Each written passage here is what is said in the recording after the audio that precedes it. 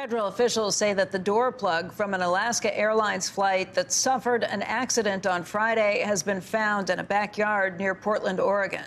That plug blew out several minutes into a flight on the way to Southern California, opening a hole in the side of the plane, damaging seats and sucking insulation from the walls. Fortunately, no one was seriously injured. Yesterday, the chair of the National Transportation Safety Board said that the Boeing 737 MAX 9 in question had seen 3 warning lights indicating a potential pressurization problem over the last month. It was unclear if that's related to Friday's accident. The FAA ordered most of the MAX 9s in operation grounded, including all of those that are used by Alaska and United Airlines. And joining us right now is former FAA Administrator and pilot Randy Babbitt.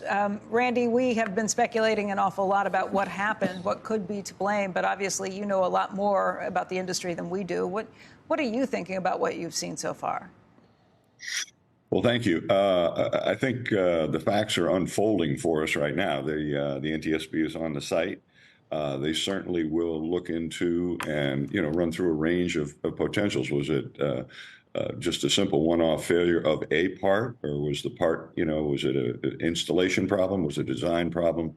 Those things will have to be uncovered, which, they're quite capable between the FAA and the NTSB of getting to the root of the problem.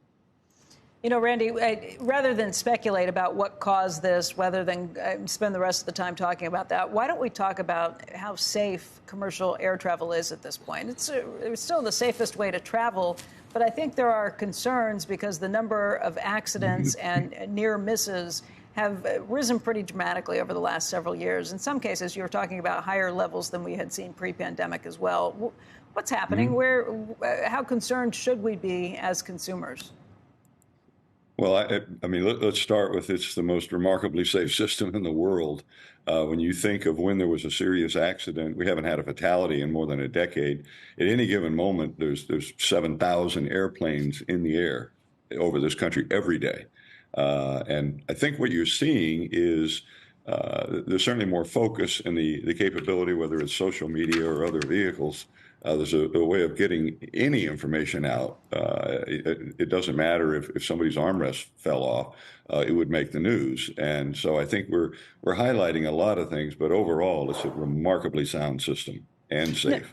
No question. And I start with that preface that this is still the safest way to travel. But if you look at the numbers, in the first 10 months of last year, rates of serious incursions on U.S. runways had jumped to 0.41 from 0.34 in 2022 and just 0.24 in 2019, according to FAA data.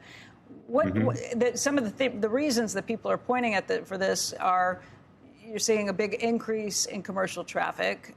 You're seeing fewer numbers of experience, whether it be pilots, whether it be people working on the ground for some of these airlines. A lot of people retired. A lot of people got moved out. You could have problems with the FAA air traffic control because they're having trouble finding experienced people as well. What would you pinpoint for the reason that the near misses seem to be increasing? Well, we as you well know, we went from a full operating system in the height of COVID down to 20% of the operation. And people made adjustments, whether it was offering early outs, early retirements, things like that. We spun the system down, and spinning it back up puts a lot of new people into new positions in the reporting. I also would be slightly critical. We've been a little slow to adopt some of the technology that's out there today. For example, runway incursions. We have the ability today.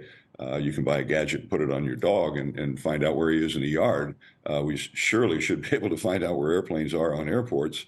And we have the technology to do it, but it does take an investment.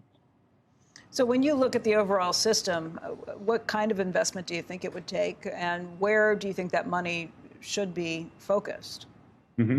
Well, I think, right now we're in the throes of FAA reauthorization and the finances behind that.